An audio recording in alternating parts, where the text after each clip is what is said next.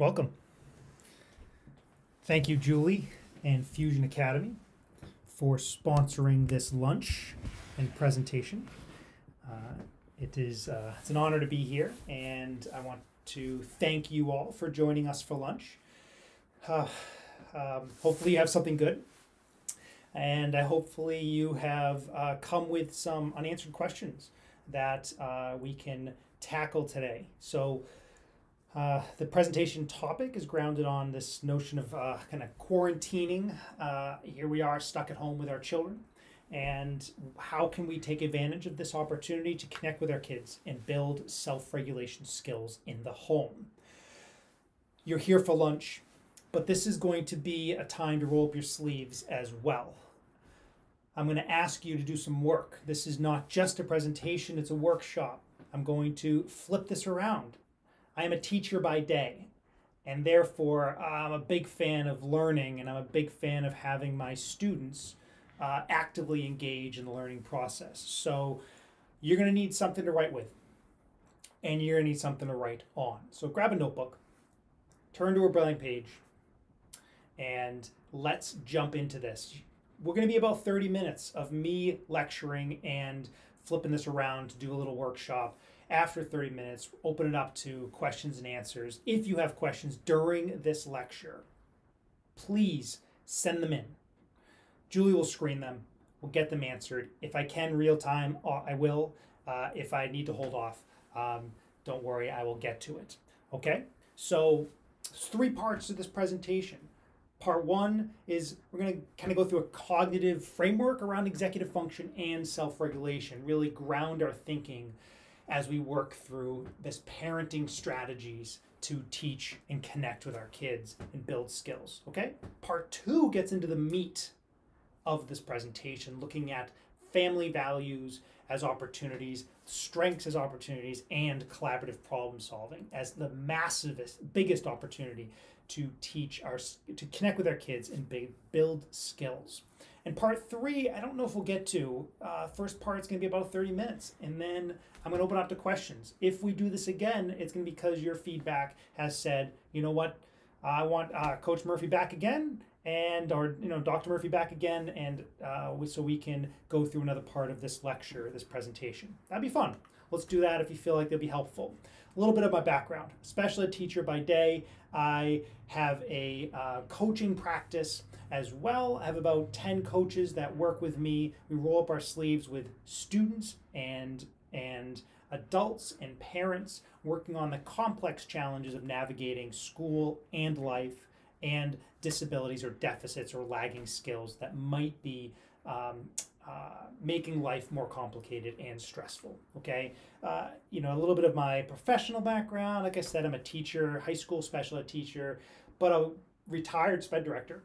That life wasn't for me, and business owner. So here we are. Connect with me outside of this presentation. If you have other questions, I'd love to connect, meet you all in a different venue. It would be great. By the way, this is my first time doing one of these formats. Super uncomfortable, well outside my comfort zone. So thanks for your flexibility and graciousness as I fumble through this. So hopefully we can fumble together. Okay, so who do we have here in our audience? Parents, professionals? Okay, show of hands. Hit that button that clicks the little thumbs up or hand raise. Parents, elementary school? Kids? Yeah, cool. Middle school kids? High school kids? College kids? Okay, everyone's hands down. How about professionals in the room? Sweet. How about all of the above? I got all kids at all levels, and I'm also a professional and a parent. All right, my hat's off to you. You are a saint. Okay, so we're all here looking at problems through our own lenses. I hope I can do what you're asking me of, and that is to answer some of your questions. So let's dig into things. My first workshop question. First things first, take out that blank sheet of paper, throw your child's name down on the top of it. One child only. I know you may have more than one, just one. Let's keep it simple. Okay? I want you to think of your child at the age of 25. Future planning. Throw yourself into the future, your child of the future. I want you to think about them. Who are they? What college degree do they have? What career do they have? Where do they live? Who are they with? What values are they living out that you have instilled in them throughout their childhood?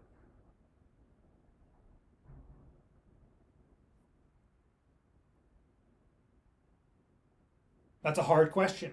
Pause there. Okay, come back to these. You're going to come back to all of these questions. I'm not going to have enough time to give you all the time in the world to answer every single one thoroughly. That's okay. Now back to now.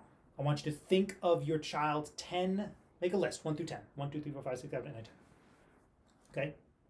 Strengths, skills, attributes, characteristics. Why is my kid amazing?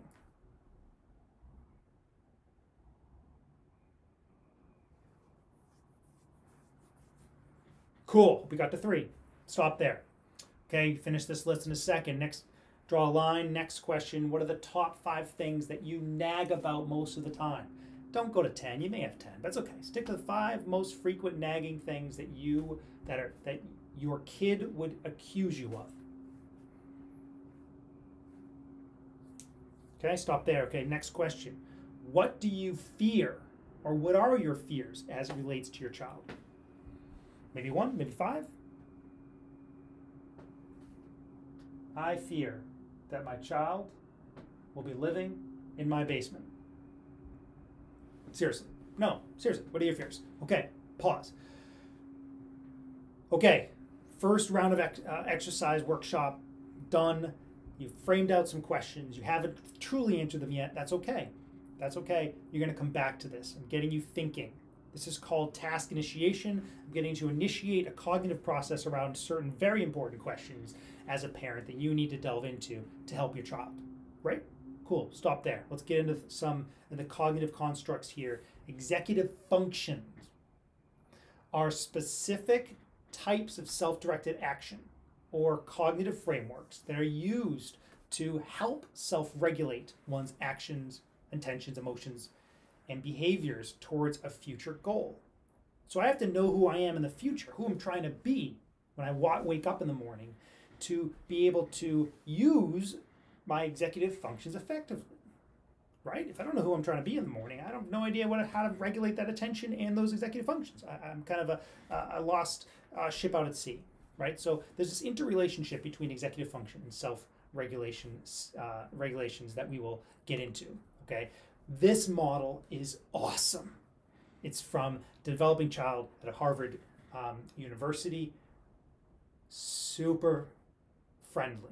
So the red part, let's ignore that. That just acknowledges that there are stimulus that go through an automatic self-regulatory sequence and that they're spit out with almost involuntary actions and such. Okay, fight or flight like things. We're gonna ignore that part. We're, as parents, in this lecture, we are focusing on the blue area. And the blue area is where we see the stimulus come in, same, right? But then it has to get filtered through attention. Attention, I gotta catch it. I gotta catch that stimulus, whether it's a thought, whether it's a mood, whether it's a behavior, whether it's external stimulus, internal stimulus, and I have to do something with it.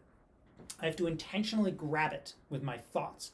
And I have to then ask myself, right, metacognitive questions around what to do with it, right? And this is where executive function skills come in. So I'm spending a lot of time throughout life in that part of my brain, right? It's the frontal lobe, my frontal lobe grabs something and I have to organize it, right? I got to get out of the amygdala area where it might have the automaticity of emotions and the automaticity of just living a dysregulated life. And I have to start organizing stuff. Okay, so this is where we want to be. Really, really cool diagram. Answer more questions about this later. But here we start to see executive functions. We're going to break into 3 categories. There's usually behavioral categories that have like 10 domains. We're just going to talk about see it through these 3 cognitive domains: working memory, inhibitory control, cognitive flexibility. Working memory is ability to just hold and manipulate a sequence of tasks in my mind, a sequence of numbers in my mind, and being able to do something with it, right? Inhibitory control is the ability to to manage impulse, manage thoughts, and be able to say, no, not now. It's like delayed gratification, right? How do I manage those intense feelings that come my way, and how do I stop them from following through, right? And then cognitive flexibility is switching gears. How do I go from transitions between things? Am I rigid? Am I overly flexible? Right? Do I have OCD-like tendencies? This is where the cognitive, how would I prioritize my thinking and perspectives? Okay? Self-regulation is, it's like same but different, right? Self-regulation is, as Bandera, he's great. I spent so much time with him during my dissertation, but what he describes it as is this continuous active process, right? The spinning of that wheel, like you were seeing, of monitoring, judging, and reacting to my behavior. And I'm going to go a step further and say not just behavior. I'm going to say also monitoring, judging, and reacting to the thoughts and moods that exist within our thinking, within our thoughts, within ourself.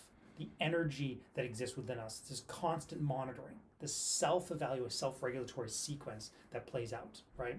So it may not be behavioral or observable, but it definitely exists within us. So this is where we want to be as parents. We want to be helping our kids with this monitoring, judging, and reacting, right? And we want to start with the family. Why? Well, we got nothing else to do right now. I would say let's crush it. Let's embrace, roll up our sleeves, and tackle everything that we didn't have time to tackle before.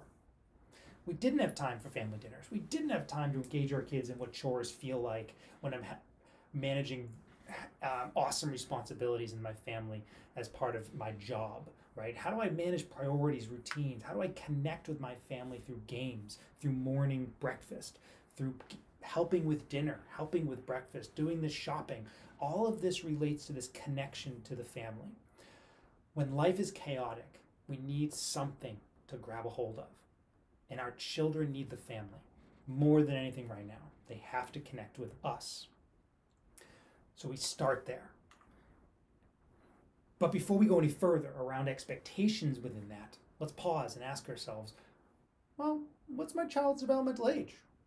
I mean, I know they're 16, but developmentally, they're not 16.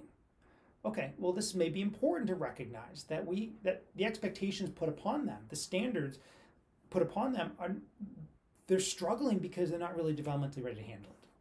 So consider that. Really consider that.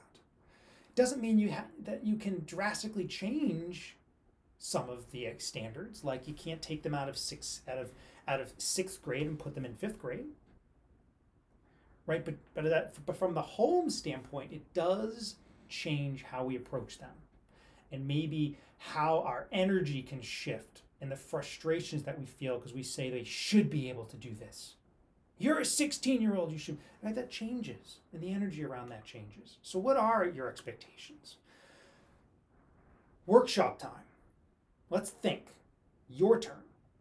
Get out your pencil. New line in your paper. Consider the current state of affairs in your child's developmental age. Now consider priorities and expectations that frame the family values, your family expectations, the family rules and norms. What is your child's developmental age? Go ahead, take a guess. Write it down. My child's developmental age is really 13. How do I prioritize family time? How can I start to prioritize family time? Where can I use the day to grab a hold of opportunities to connect my child to something bigger than themselves?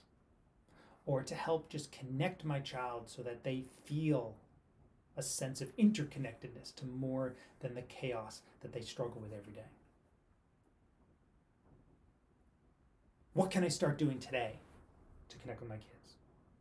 How can chores be an opportunity to connect with family values? I love chores. I talk about it all the time. I think there's a sense of that there should be a sense of obligation within our children to learn how to become part of a bigger system, right? And to have value in there and to have a stake in that system. Well, where do you start? You start with family. It's not their sports team. That shouldn't be where you start. It should be with family. So we've removed all sports from their schedule. We removed all immediate social networks from their family. from their schedule, other than, of course, social media. And now they can start to see just how valuable their interconnectedness to family is. Okay, shifting now. Let's talk about strengths. Love this topic. Strengths. Our kids get their ass kicked all day long, right? They don't know what they're good at. That's our job, is to help that part of them shine. We have to help them find their striving instincts, their gifts, their strengths, find their tribe. If we can, we're gonna see them developing a long-term success plan where they're breaking free of their failures or identifying with their weaknesses and moving through life with a stronger and stronger relationship to their strengths. Okay, so focus on the mirroring traits. Yeah, I know my kid's stubborn, impulsive, and obtrusive, and annoying, and frustrating, and all of this, but he's also really stubborn, and that stubbornness is like absolutely the biggest gift he has on the planet, because when he starts to figure out what he wants to do with his life, he's going to crush it because nothing's going to get in his way. Yes. Find those strengths and learn how to celebrate them. That is your job as a parent. That is my job as a parent. We have to help our kids find their strengths, and we have to help them connect with those gifts. Now, it doesn't necessarily mean it's something they enjoy doing. I was like, a kid may be good at math but hate math class. That's okay. That's absolutely okay. But if that's a strength, you still want to celebrate it, because someday they might realize that strength is an asset that can lead to bigger future, right? Let's talk about emotional strengths. Emotional strengths. Now, our kids maybe have really weak kind of emotional grit and being able to persevere and may break down easily, right? They may have temper tantrums too often. That's okay. What we want to help them do is see struggles, move through struggles, practice failure with appropriate feedback, right? Give our kids ample opportunity to struggle, build, reflect, evaluate, problem solve, and then look at that. Wow, I fell down 10 times in a week and I got up 11. Yeah, JD, I've been watching you, man, struggle all week. And you know what I really love? I love that you don't give up, man. And that struggle may have had 15 meltdowns and 3 broken windows. But he still got up and he still tackled the work. And I as a parent tried to stay out of it. I didn't try to solve the problem. I just let my kid see the problem through their own perspective and come out and evaluate, just move forward and forward. And at the end of that, you're building this self-efficacy, belief within myself that I can handle it, and this grit. Okay, so you start to learn the language of what grit feels like, what grit sounds like. I love your hard work. I love that it's okay, man. It's okay to complain, but I love even when you do complain, even when you do have temper tantrums, you know what? You still end up figuring it out. That's what I love about you. You figure it out. And so, you just never give up kind of perspective. And I always talk about the family. In this family, we face our fears. In this family, we don't hide from obstacles. Yeah, we get scared. Yeah, we can avoid things. But at the end of the day, we face it head on. And in this family, we ask for help. That's self-advocacy is a huge life milestone. As soon as you start knowing what help to ask for, you start to realize that life gets easier, right? So fostering this grit mindset is absolutely paramount to future success. So we want to stay there, and we want to try to practice that as much as possible as parents. So how do you do this? Well, let's take your exercise. Homework time. Here you go. Think about your child. Same kiddo. What are 3 of my child's passions and interests? What do they like? What are they into? Think of that 25-year-old picture. Put it to today. What do you see? What are their weaknesses that I can see as strengths? What are the things I might complain about? Wow, my kid's just like me. And I turned out all right. All right, what was that about? Well, how do I turn those perceptions that I might have into strengths?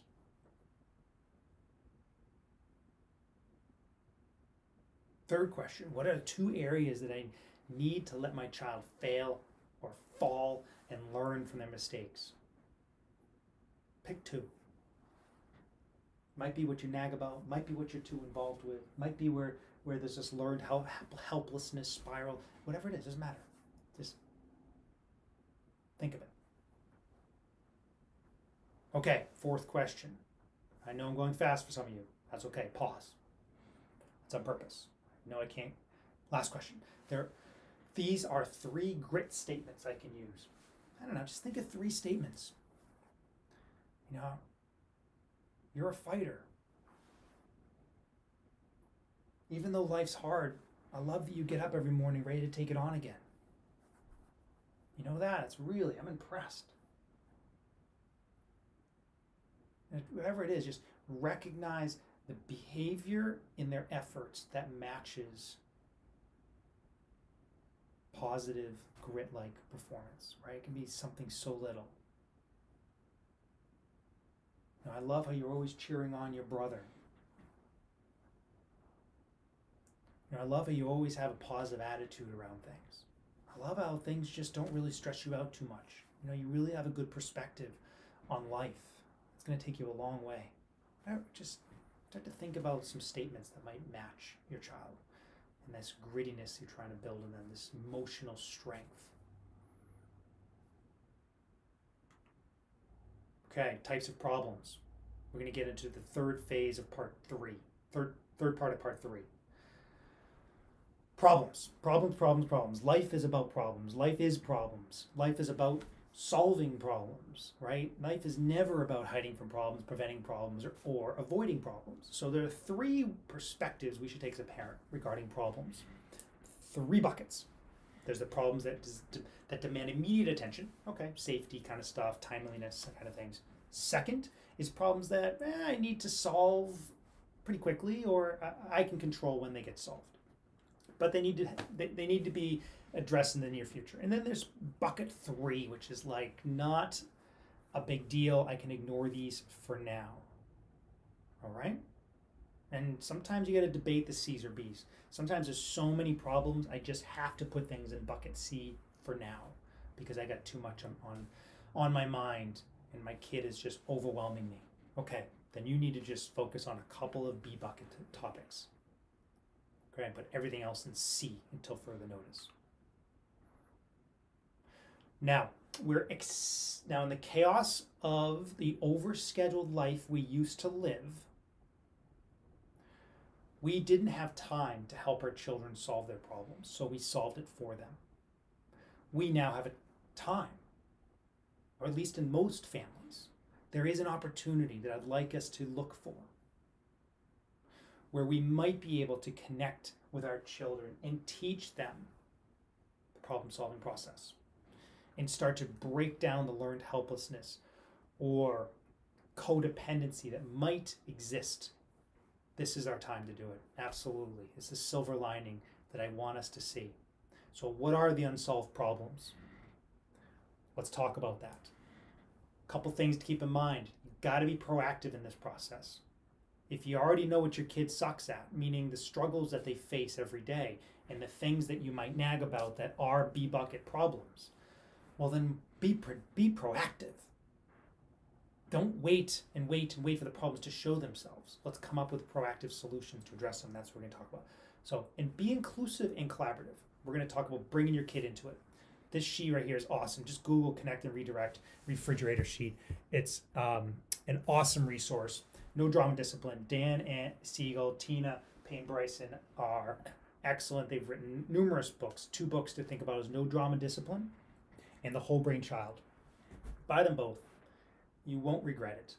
Excellent in understanding the brain and why our children do what they do and giving us really core strategies to help them. Okay, so problem-solving skills.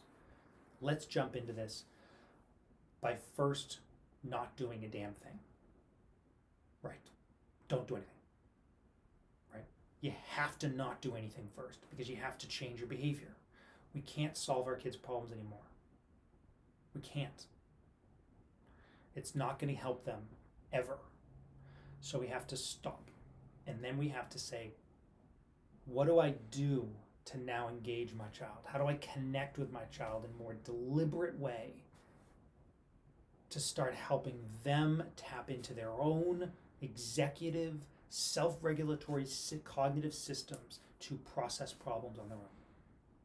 Cool. Here's what you might want to do. Connect with your kid to empathize with your kid and invite, right? So we do this by starting with one simple question. I notice you are struggling with your homework. What's up? I notice you're struggling with your morning schedule. What's up? I notice you're struggling with getting along with your sibling. What's up? It doesn't matter. But you just recognizing the behavior that you're observing and then tapping into this metacognitive question, this question that digs deep, or not too deep, surface level, but gets them in the driver's seat, is powerful. Now, they may really stink at this process to start. Don't give up. 100 times, they're gonna get better. Okay, but what you're doing is you're engaging with them, you're connecting with them, you're empathizing. Wow, that must suck, man. I can see you struggling and I totally want to help. What's up? Now you know what the problem is. That's not the point.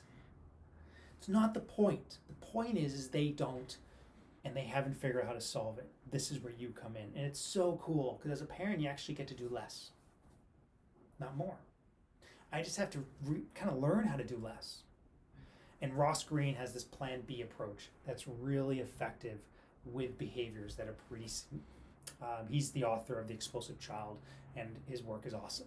So if you're interested in this kind of stuff, just like Dan Siegel, dig into Ross Greene stuff, Lives in the Balance. Great content. And he talks about, I'm taking some of his work right here. We talk about this first statement, stay here, and then start to probe for understanding, right? So what might come second to that, as you connect, as you probe, as you engage with your child and put them in the driver's seat and tap into their frontal lobe where they're thinking about what's going on. And you can start to ask, what's your plan? What's up? What do you think you can do? What do you have in mind? What are some options? And then they start to problem solve. Whoa, right? And then maybe you can help them. Do you want my help? I'll help you problem solve. What are you thinking? What do you got? What's plan A? Well, sometimes plan A won't work. So what do you think about for plan B? Oh yeah, okay, well let's try plan A and plan B. We'll connect tomorrow and we'll see if they worked. All right, high five. Good luck. All right, so whatever it is, put them in the driver's seat, empower them, right? And become that engaging partner and that collaborative partner. It's great stuff. A side ticket to this, if you get really good at it, is you can help stomp out the ants, which are the negative thought patterns that can persist. They will tell you, oh, I forgot. Oh, it's not my fault. Oh, I can't. And that's great to hear because you can, as you get better at this journey with them, you can start to track these ants and help them tackle them as they learn about their own limiting beliefs and the own obstacles they put in front of themselves. Because they're not intentional. They become just habitual and really learned helplessness in a way. So really awesome stuff if you can roll up your sleeve with it. What you have to gut check yourself with is the nagging factor, right? So I have to stop nagging. So I have to look around my environment and the home and the family. I just keep myself in check around what I nag about. Actually, it's great. Ask your kids. Yeah, Sally, JD, what do I nag about? And just write it down. Yeah, you make sure I don't nag about these things anymore. What do you mean? Well, we're going to start talking about them more proactively. We're going to start talking about these problems, these things I nag about more collaboratively. And we're going to start working better as a family to work through these situations or these things that I might nag about. It's going to help improve our relationship, all this good stuff. What do you think? Sound good? And they'd be like, yeah, yeah. Or they'd be like, yeah, whatever. Either way, it's good. It's good. So you have to catch what you nag about. And you have to say, okay, what are some proactive opportunities to address them? Okay? So, third exercise, problem-solving skills. Here you go. Back to a question we've asked before, but this time you may want to elaborate or finish. What do I nag about the most? What are the unsolved problems that I see in my child that are most pronounced?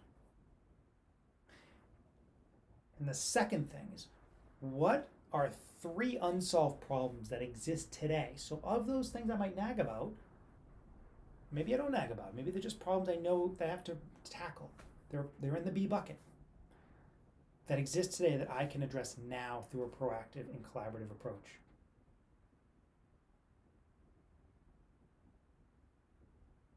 Okay? Now it gets us to a point. I've been talking fast. Sorry about that. Good news is this is recorded, so we'll be able to share this out. You can hit review, replay, go through all these questions all over again. Listen to my melodious voice. Have another lunch with me on your own. Awesome stuff. Questions. Let's tackle some. What do you got for me? What do you got for the group? Your questions are probably shared by others, so do not feel reticent about throwing a question out there. Let's get after it. If I can't answer it, I'm going to tell you.